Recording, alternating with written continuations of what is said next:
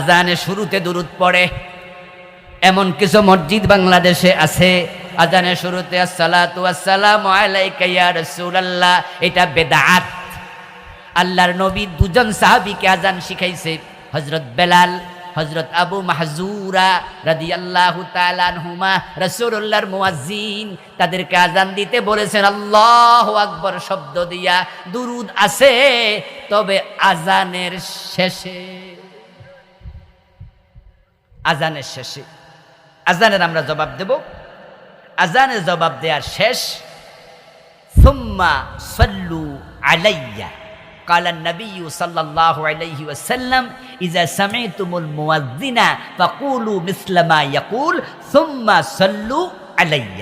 রাসূলুল্লাহ বলছেন যে যখন তোমরা মুয়াজ্জিনকে আজান দিতে শুনবে, সে আজানে যা বলে তোমরা জবাব দাও, অতঃপর আমার উপর দুরূদ পড়ো। সহিহ মুসলিম হাদিস নাম্বার 748।